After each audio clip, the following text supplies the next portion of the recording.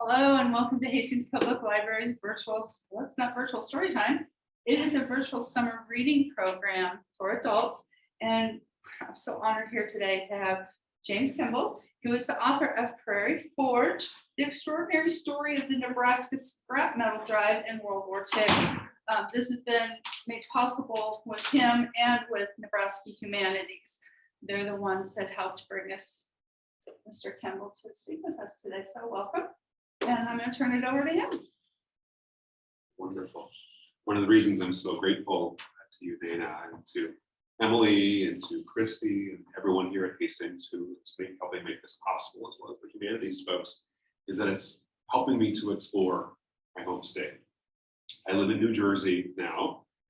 This is the part where someone says, get a rope, the old commercial. But I have a special place in my heart for my home state. And I do lots of exploring when I come home. In fact, I'm giving a talk next week in Gering, Nebraska, which is going to allow me to drive through the sand hills, which I really enjoy. But since I have New Jersey plates, it might be a little more of an adventure than I planned for. We'll see. On all the explorations that I've done of my beloved home state, I've come across a number of mysteries. And I thought I might start today with one of those mysteries that might be familiar to some of you if you've read the book or seen the documentary that I helped produce a couple of years ago. And that's in a place called Elmwood Park in Omaha. You're driving through Elmwood Park, which is right behind the University of Nebraska, Omaha. After a while, you'll notice this, a pedestal with nothing on it. There's some engravings. If you get close, you'll see that it has something to do with baseball. If you do a little bit of research, you'll eventually find that at one time there was, in fact, a sculpture on top of that pedestal. It was a sculpture that had a name. His name was Bosco. He was widely despised by the people of Omaha. And the reason that he was despised was that because he was holding a bat and he had just swung and it looked like he had just struck out. So they thought it was a poor monument to the sport of baseball. Well, Bosco was there on that pedestal. The pedestal is still there, but Bosco was only there until 1942, when he disappeared rather mysteriously in the middle of the night. Omahans awakened and found that Bosco, here he is, had disappeared. Where did he go? Well, he went to war. He turned up in downtown Omaha at a place called Scrap Mountain, where Omahans had been busily placing as much of their scrap metal as they could find. And he, of course, joined that pile because he had been so despised. And in so doing, he helped to win the greatest war in history. He was one small part of what was known as the Nebraska Plan, a 3-week craze that consumed Nebraskans, including folks right here in Adams County, in Hastings, specifically in Hastings. That phrase, the Nebraska Plan, became a national buzzword throughout much of the country in the summer of 1942. Life magazine said that the plan was, quote, Nebraska to the rescue. And other states gazed at Nebraska awestruck at what had been done in only 3 weeks in July and August of 1942. Now, in the book that you saw, and I showed you, Prairie Forge, I suggest just how important those efforts were in those 3 weeks. I suggest that without a Nebraska plan, the Allies could possibly have lost World War II. Or alternatively, without the Nebraska plan, that the road to victory would have been much, much lengthier. And of course, more and more people would have perished in that conflict if it had been longer. Now, at this moment, you might be saying to yourself, so wait a second, Jim, how did we get from playing baseball, statues, to victory in the greatest war of all time? Well, let me explain through the use of a poem, sure that most of you are familiar with this poem. It's an old poem that goes something like this. For once of a nail, the horseshoe was lost. For once of the horseshoe, the horse was lost. For want of the horse, the message was lost. For want of the message, the battle was lost. And for want of the battle, the war was lost. That Bosco sculpture and the Nebraska plan that it emerged from, I believe, I'm convinced, were that nail. And without that nail, the US would have been in dire straits in the 1940s without the efforts of these Nebraskans. Hastings was right in the thick of it. So as a result, I think that it's important that we remember the efforts of those Nebraskans who made a difference in that great war throughout history. Today, I want to defend that argument. We always have to have a title page, I guess. So here's our title for today. And here's what I have in mind for the next 40 minutes or so. We'll save plenty of time for discussion and for questions. First, I want to take a look at precisely why scrap was so important in the war effort. It wasn't necessarily obvious to everyone, especially at the time, because they weren't following instructions. Then I want to see what happened here in Nebraska specifically. You'll see that it was the brainchild of a Nebraska Omaha World Herald publisher named Henry Dorley, who you thought was just a zoo. Then we'll look at how his plan went national and became what one participant called the greatest treasure hunt in history in the fall of 1942. And then we'll take a step back, and that should say 4 on the bottom there, not 3, and reflect a little bit on our memories of this guy, or perhaps how we failed to memorialize it.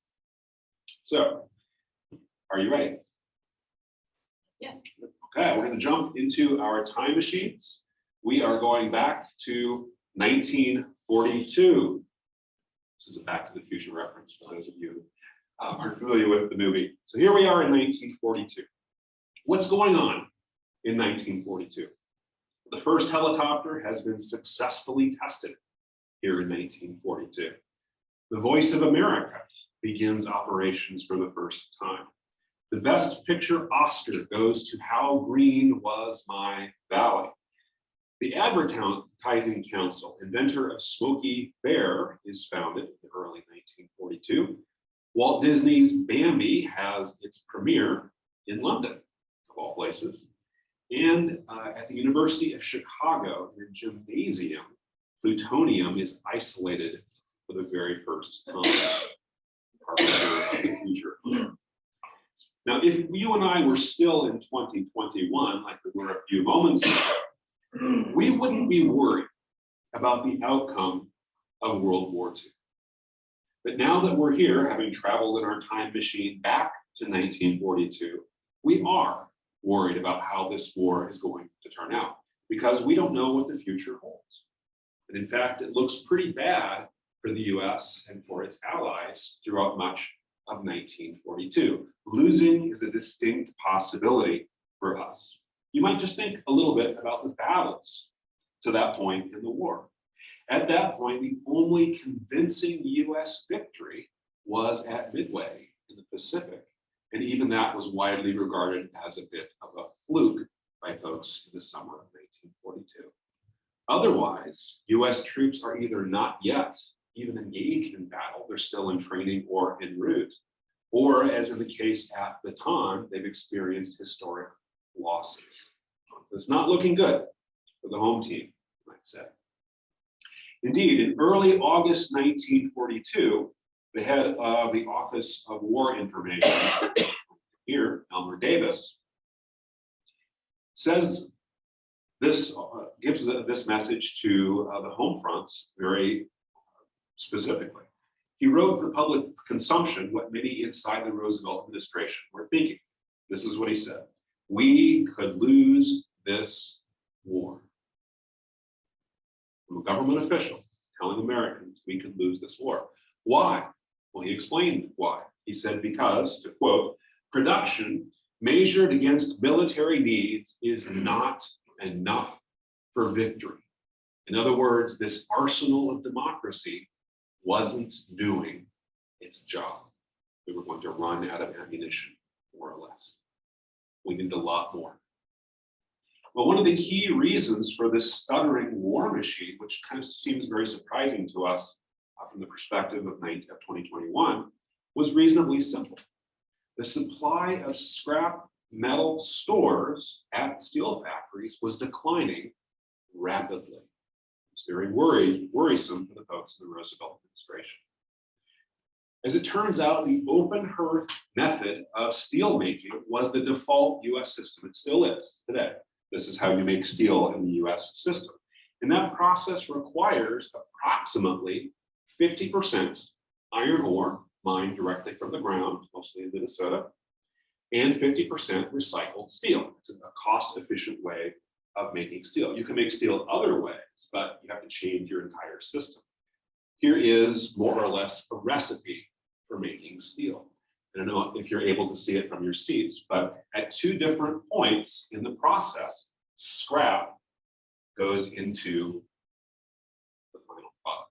Approximately 50% of every steel product coming out of the lines is made from scrap. And what do those steel products make? They make the weapons of warfare. So scrap, it turns out, is an essential ingredient in the process of making war. Now, in peacetime, this process is not a problem, okay? We have junkyards, we have scrap dealers, and so in peacetime, the system works perfectly efficiently, and we have plenty of steel to make what we need for consumer needs. But in 1940, as soon as the defense program begins to ramp up, all of a sudden we discover we need to make more steel than we can afford with the amount of scrap that we have on hand. And in fact, we have even less scrap than we would have had, because before the war, we sold millions of tons to another country known as Japan. And that scrap was melted down by the Japanese, made into weapons, and came back to visit the United States at a place called Pearl Harbor. So we saw very quickly the problem was related to scrap. The government wasn't the only entity telling us about what a bad situation we're in. Consider the testimony of Robert Wolcott, who was the president of the Lukens Steel Company and would eventually become very involved in the scrap metal drives. He said, and I'm quoting here, "The steel industry is going to end up the year of 1942 having produced 5 million tons less than its capacity. And this can be laid to the inadequacy of the supply of scrap in the hands of the steel mills." So the steel industry is well aware that this is a problem. And in fact, it was so dire that some steel factories were actually shutting down in the spring of 1942, and even earlier. 1 month after Pearl Harbor, this man, Representative Kerwin from Ohio, wrote a letter to the president expressing his alarm. He said, "Mr. President, when I made a personal tour of 4 of the steel mills over the holidays just after Pearl Harbor, I was amazed to find that in Youngstown alone, open hearth furnaces manufacturing some 2,000 tons of steel every day have been closed down and aren't operating due to the lack of scrap."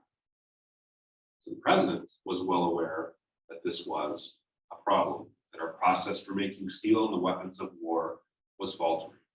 In fact, by June 1942, within the Republic Steel Corporation alone, scrap stores had become so depleted that the company's production fell behind by 173,000 tons. That's enough steel, just those 173,000 tons, to construct 3 Iowa-class battleships. Those ships weren't made, fell behind. So there's good news in all of this, but there's also bad news. The good news is that the scrap is out there. There's scrap in this country, and there's lots of it. It's in basements, it's in attics, it's in farm lots, it's in alleyways. The bad news is that we have to convince people to turn it in. And who are those people that are going to turn it in? everyday Americans, right? You have to be convinced. And that, in fact, is what the government tried in the first 8 months of 1942. It tried endlessly appealing to Americans, bring in your scrap, bring in your scrap. And their efforts largely failed. Not until the National Scrap Drive in the fall of 1942, which gathered 5 million tons from everyday Americans, do we start to see a sudden and dramatic turnaround. So how did we get from point A, dismal failure, to point B, wonderful fall scrap drive? That brings us to the state of Nebraska. So here's where we all come into play. Our story here begins on July 1st, 1942, with a woman named Margaret Hitchcock Dorr. Now, Margaret is going on a trip. She's going to visit some relatives. And so her husband, named Henry Dorley, so you've heard of him, is taking her on a car ride down to the train station. She'll catch the train, she'll leave town, and he'll be alone for a couple of weeks. And on the way down to the train station, Henry is doing what husbands sometimes do. He's complaining. He's grumbling. And because he's the publisher of the Omaha World Herald, he's grumbling about the national situation, which he's very aware of. Specifically, the scrap situation. He's grumbling about it. Why can't Americans turn things in? What's wrong with us as a country? We're going to lose this war, all the way down to the train station. Until Margaret got tired of listening to Henry grumble and complain, and she shut him up. She turned to him and she said, "Henry, what are you going to do about it?" He had no reply. So he dropped her off, and then he went home thinking to himself, okay, maybe I should take her seriously. What can I do about this national scrap problem? What can I do? And later on, he wrote that he stayed up until 1:30 in the morning trying to figure out what he could do. He concluded that he could have very little effect nationally.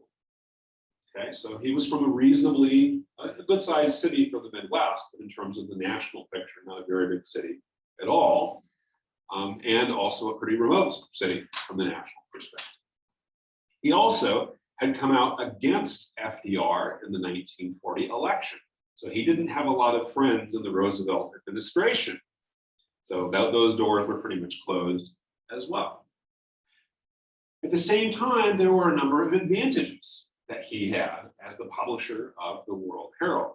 He had a huge voice, not only in Omaha, because they were the only daily by that point. The Bee had gone out of business about a decade earlier. But they also had subscribers all over the state. People out in Scottsbluff read the World Herald. So they had a huge voice within this state. And so he decided that if he could somehow convince Nebraskans to create this incredible example of scrap collection, that could become an inspiration for the other 47 states, and that they would then follow Nebraska's example. So on July 2nd, a little bit sleep deprived, Henry Dorley called a meeting at the World Herald, and he informed all of the employees of the World Herald that for the next 3 weeks, they were going to be sponsoring a scrap metal contest. They were a little shocked, but he had a reputation, so they weren't too shocked, I suppose. He said that the goal was going to be for every Nebraskan to collect at least 100 pounds of scrap per person. Every single Nebraskan, an average of 100 pounds. The previous record in the spring of 1942 was less than 40 pounds. This was more than double a record that had been set. And moreover, this was an entire state. It wasn't just a city. It was a huge goal. He also suggested that there would be lots of strategies to help make them Nebraskans reach this goal in 3 weeks. He proposed that there be pervasive media involvement. And indeed, throughout the campaign, the World Herald itself, not infrequently, would devote its entire front page to the scrap efforts. It was just filled with stories from across the state. And many newspapers across the state followed suit and became advocates for this effort. So the media played a huge role, both newspapers and also radio stations. There would be other kinds of publicity, signs, advertisements, and billboards, and on and on and on. We would have publicity going throughout neighborhoods. Here you see a radio-equipped car that would go throughout the streets saying, "Get in your scrap, get in your scrap." People couldn't avoid the message, you might say. And if you avoided that message, you might hear a knock at your door from the local Boy Scouts or Girl Scouts or campfire girls asking you if you could give some scrap, as they were in a competition of some sort with the local troops. He also proposed what became known as the Nebraska Plan, that there be a central and defined site for the gathering of scrap in every city. And in Omaha, this was an entire block near what is now the old market. It's now a parking lot, actually, that eventually became known as Scrap Mountain. But every city and town in Nebraska eventually developed a central locating point for their own scrap pile, usually located near the railroad tracks for easier loading. This way you could have tangible proof that your community was participating, and you could watch it grow and want to make it grow even higher. He didn't propose, but it eventually became part of the plan, the idea of visualization, the idea that we can show how scrap is a weapon of sorts. Even if you're turning in a toaster, which doesn't look very much like a weapon, if you equate it to a weapon, people are going to try to see it as such. So here you see, I think, a picture, a photograph from the World Herald's coverage of Mrs. J.J. Stewart posing with some of her scrap. Now, that's a piece of muffler, I believe, from a car, but you can see that she's holding it as if it is a rifle. That becomes a kind of weapon if we think of it in just the right way. And of course, there was just this sense of constant immersion. For 3 weeks, we're going to be involved in this scrap drive. We can't avoid it. And here you see some examples that I've snipped from the local newspaper, the Daily Tribune, because the newspaper here was very much involved in the drive, and the people in Adams County couldn't avoid these sorts of appeals. But perhaps the most vital ingredient in Dorley's vision, in the Nebraska Plan, was the idea of competition. The idea that we're not just going to let these scrap piles grow and just ignore how much is in there. We're going to make it a contest.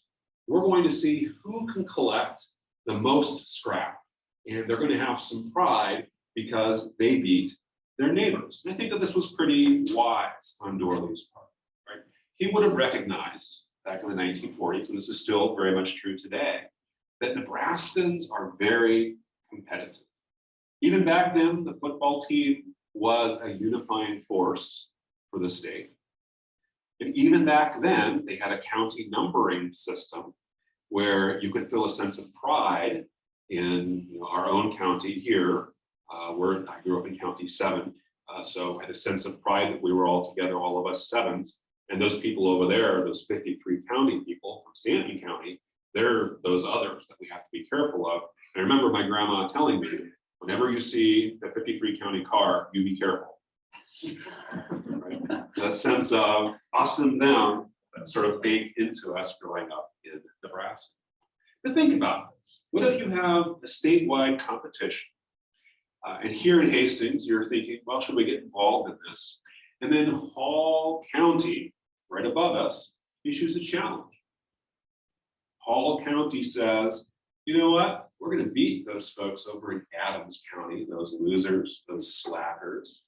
We're going to get more per capita than they can. And there's going to be an editorial in the Grand Island newspaper that says, we're going to beat those Adams people handily. Don't you think county number 14 will respond? Yeah. I think that they will, right? And then the gauntlet is down and the competition begins. And this is precisely what happened as the Nebraska plan rolled out.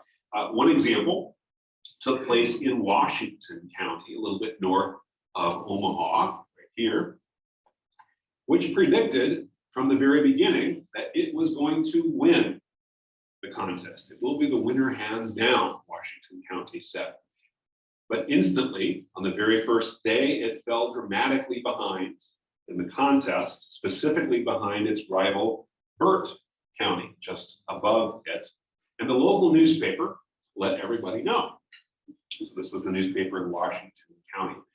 The headline was, Burt County puts Washington to shame. And the subheadline was, 12 pounds per capita against this country's mere 5 ounces. So yeah, this was the Blair newspaper. They let people know it. And the story went on. It said, there will be no bragging done this week about how well Washington County is doing in the big statewide salvage contest. The fact is, this county is not doing so. So they were embarrassed and shamed by Burt. And of course, that gave them motivation to try even harder. Whereas the folks in Burt County were like, hey, we're ahead, let's keep going. And so the virtue of competition came out very quickly. Just to give you another example from Benkelman. So Benkelman is far west and south in the corner, southwest corner of Nebraska. As soon as the announcement was made for this contest, it produced, the local newspaper, the Benkelman Post, produced a full-page ad sponsoring the contest. It said, we have read about your statewide salvage contest, Mr. Omaha World Herald, and we like it. Dundee County enthusiastically accepts the challenge. You'll be hearing a lot about Dundee County before August 8th. We did hear a lot from Dundee County. They were pretty motivated. And so as the drive got underway, the contest standings became top of mind for Nebraskans all over the state.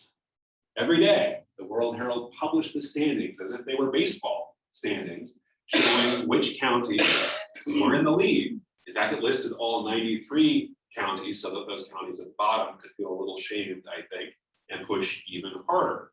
So this was relatively early in the contest, and you can see that Hooker County had a brief lead over Saunders County, but I can tell you that did not last.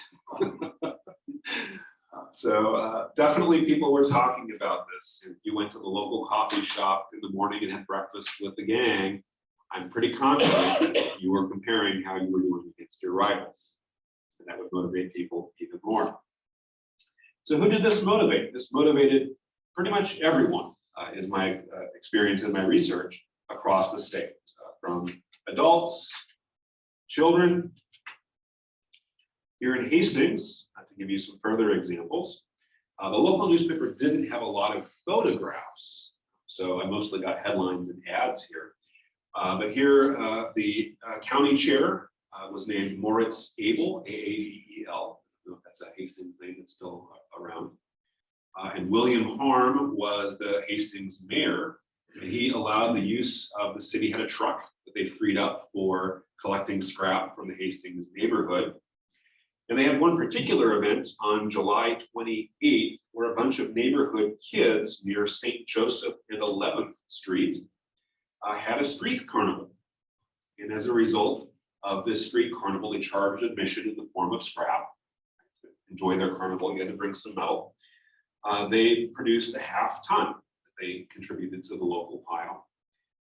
And also, not to be outdone, on August 1st, the women of the First Presbyterian Church collected 4 tons, which is a pretty tremendous amount for the women of the Presbyterian Church. Now, the local historians here at the Adams County Historical Society might find better information than I was able to gather, but it looked to me from the accounts at the time that the city scrap pile was at the intersection of South Lincoln and West South Streets. Does that ring a bell, that intersection? I looked it up on Google Maps, and it looks like a little industrial. There's train tracks right there, which would make sense. So my sense is that here in Hastings is where the scrap pile began to grow as a result of all these efforts. But Adams County was not the only county motivated in this contest, as you can imagine.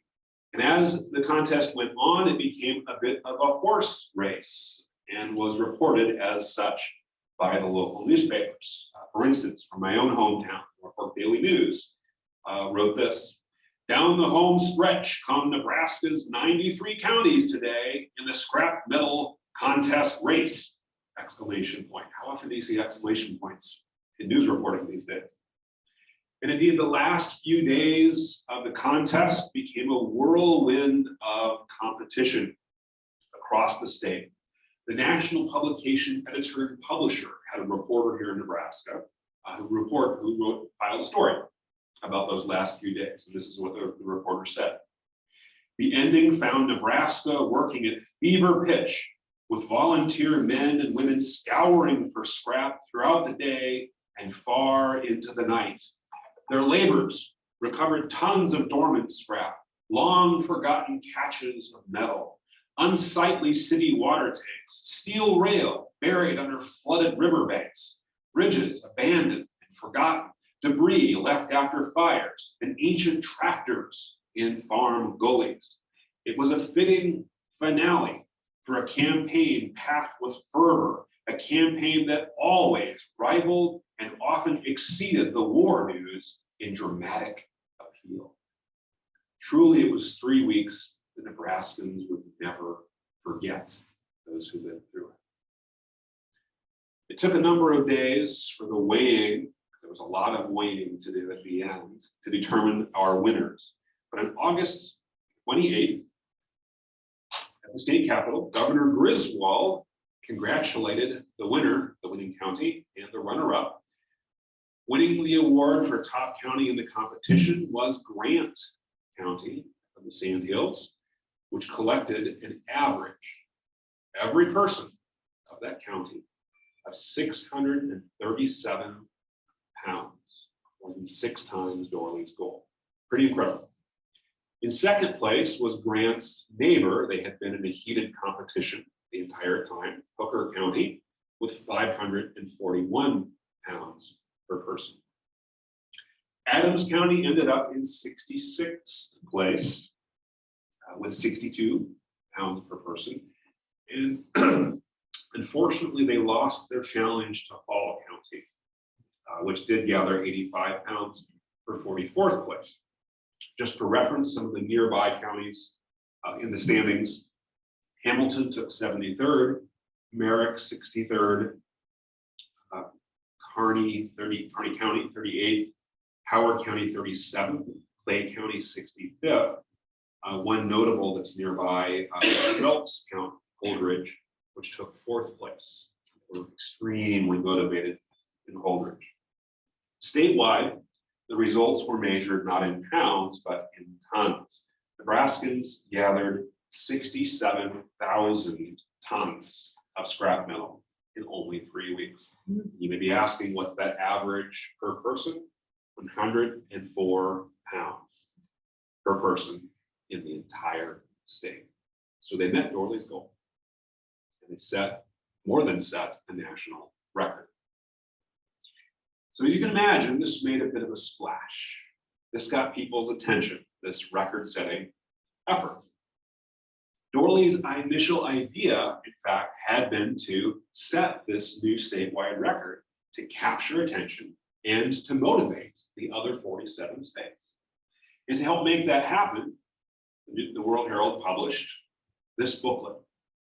As far as I had been able to tell, only one copy of this booklet still exists in the Duke University archives. It's because they have some of the archives of the advertising group at the time, and I suppose the advertising industry really wanted to know about this effort. In this booklet, they talked all about the plan and how other states could do it too, and how important the media and its sponsorship of the effort would be in making this into a national effort. So in just a few weeks, the Roosevelt administration called Henry Dorley and his team to Washington, and they had a gigantic meeting. Donald Nelson was there, head of the War Production Board. They had a gigantic meeting of the publishers from across the country. The gist of the meeting was, okay, Nebraska did this. Can we do it? The rest of us in the other states. And the answer was, you bet we can. And they decided that they were going to do it as soon as they could later in the fall of 1942. That national drive was based on the Nebraska plan, and one participant called it the greatest treasure hunt in history. And so for 3 weeks in the fall of 1942, Nebraska joined 47 other states in a competition that also became heated over which state could collect the most scrap per capita. This was a national competition, but there were also some local competitions that were part of it. So you could be wrapped into the larger competition. So to give you an example, somewhat local here, in Iowa, there was a county challenge between Cass County and Montgomery County. So you'll drive through those if you go east of here on 80. They had a wager, in fact, which county could gather the most scrap in this national contest. And the wager was this: the losing county at the end of the drive would be obligated not only to admit that they had been defeated by their rival county, but also to show up in the county seat of their rival on the appointed day with brooms. And they were obligated to sweep the streets of the county seat of the winning side. And so Montgomery lost the wager, Montgomery County lost. And so that fall, the streets of Atlantic, Iowa were a lot cleaner since they had lost that wager. How did the states themselves do? The winner was actually kind of local as well. The winning state was Kansas. In second place, we had the state of Washington.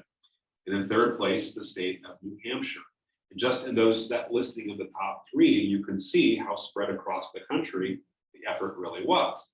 How did Nebraska do? Nebraska took sixth place in the national competition.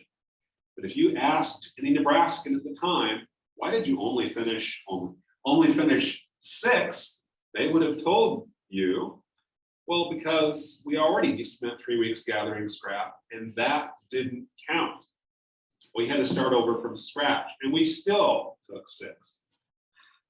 Pretty impressive. So they would easily have won had they not started from zero. Altogether, over 5 million tons of scrap were gathered in the National Scrap Drive in the fall of 1942.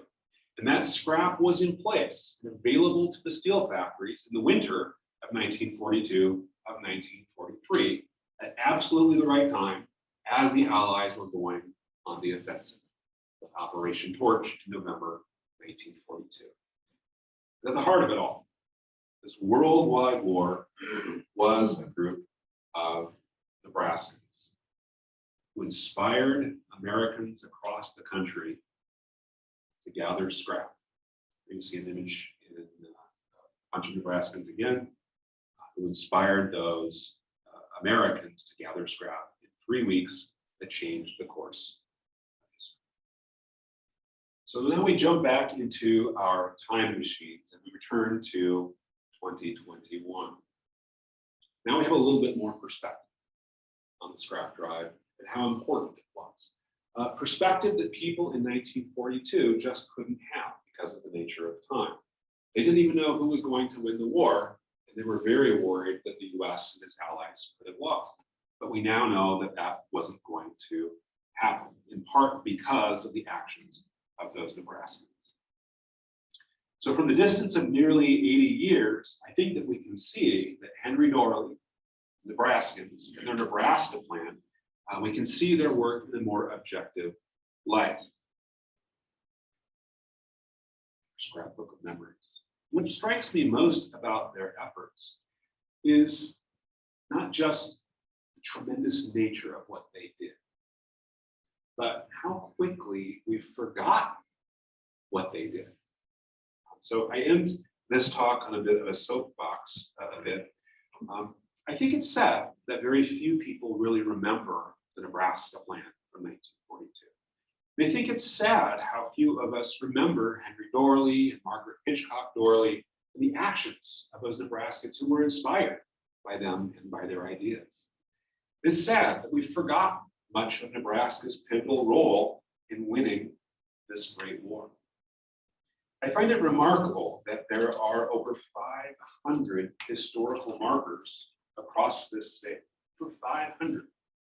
Not a single one of them commemorates the scrap metal drive in Nebraska, not a single one.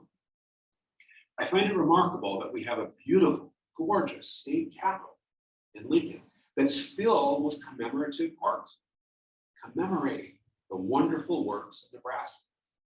Not a single work of art at the Capitol commemorates the scrap drive. Not a single painting or sculpture or mural. This to me is remarkable in a state filled with justifiable pride that we've made so little room to remember this pivotal, perhaps ultimately pivotal, contribution to history. So I do conclude this talk with a bit of a challenge, one might say. I think it's time that we as Nebraskans finally found a way to commemorate the Nebraska win, to memorialize this idea, this movement, this visionary effort the Nebraskans had back in 1942. So I make that point in the book Prairie Forge, the documentary Scrappers How the Heartland in World War II. I hope that point is convincing, but I'll stop talking now because I'm sure you have lots of questions and some commentary. So, thank you very much for your attention.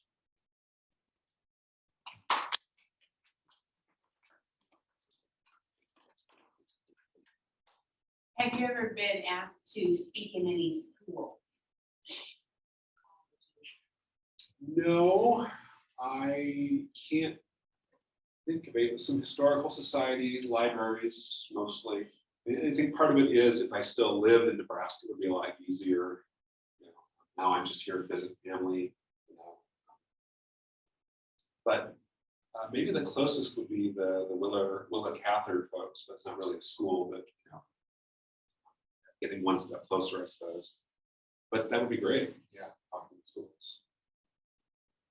But it isn't, I mean, I went to school and I never even knew about this until I read the book. It really is a part of our history that we've somehow forgotten. I know. And part of it, I think, is that, and I admire this about Nebraskans from then and now too. There's pride, but there's also some humility. You know, there's a time for bragging, and there's a time for getting down to business. So I don't know, you know, when the war was over, they may have felt, you know, we just won this incredible war. Why should we waste time talking about what we did 3 years ago in 1942? Let's just celebrate the victory. But that was the first step toward forgetting. And I don't want to embarrass Dick, but if you will allow me, so among us here is a scrapper. So Dick Kleiber, a resident of Hastings, participated in the Adams County scrap drive. Was a member of that team. A while back.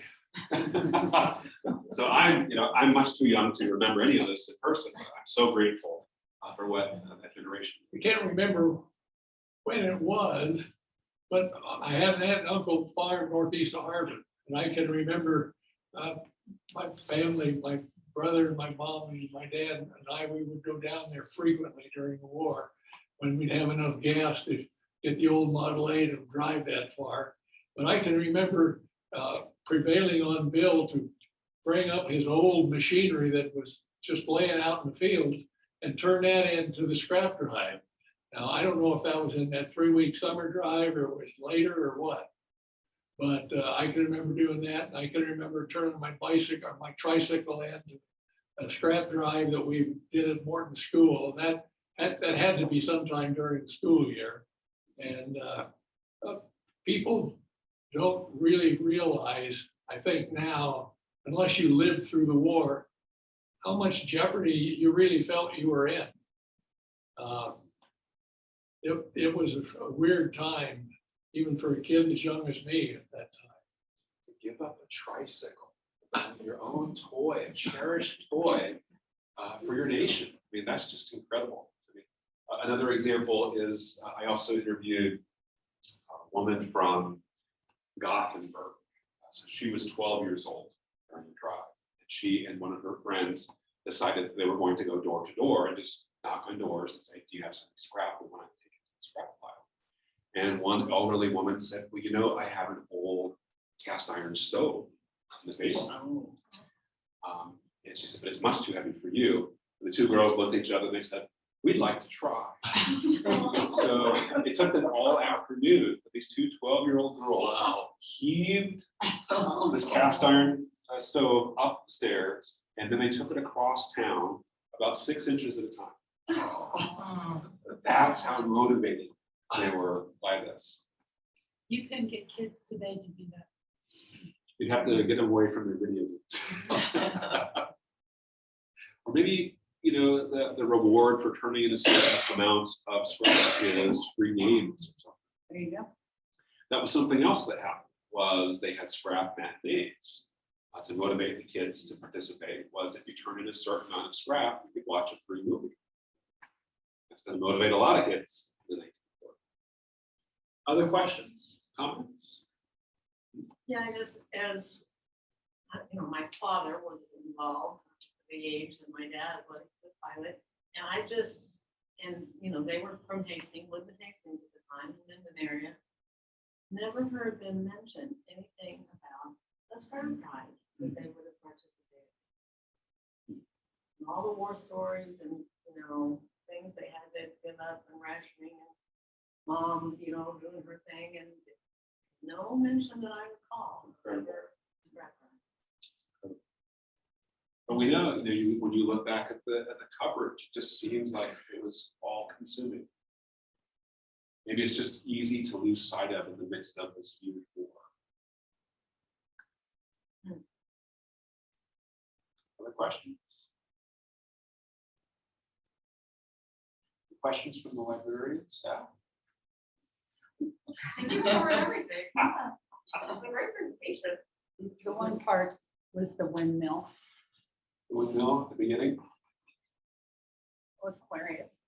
So can I relate that? So the book begins with the story of, we're going to blank on his name, which is a shame because I interviewed him. It'll come to me. Who was with a group of friends. It doesn't say this in the book, but one of his friends was Johnny Carson. He was in this group that hung out with Carson, who of course wasn't famous yet, but they were kind of troublemakers. And they were known as such throughout Norfolk, but they decided that they were going to be involved in this scrap metal effort. Bill Nicholas was his name. And so they convinced the local furniture store, Valentine Furniture, that they should get to borrow their truck, a delivery truck. And for 3 weeks, they got the Valentine delivery truck, and they drove out to the countryside, the farms and whatnot, and they gathered whatever scrap they could, sometimes illicit. And one of the book opens with one of their episodes, which is when they saw this old kind of rickety windmill. And they said, all right. And they climbed up it, and they were starting to take it apart. And the farmer somehow knew that something was up and was rushing toward them and said, that waters my crops, get down, get out of sight. They skedaddled. But they took a lot of stuff that they probably weren't supposed to, including the truck. After the drive was done, a couple of weeks went by, and old man Valentine went up to one of them, I don't know which, and said, where's my truck? I need that back. I said, oh, we thought you were donating that to the drive. When we delivered the last load, we parked it there and it went into the war effort. He gave more than what he thought he would. Yes, he did. So, very patriotic. Other questions, comments? Is the phone booth still there Phone booth. for Johnny Carson?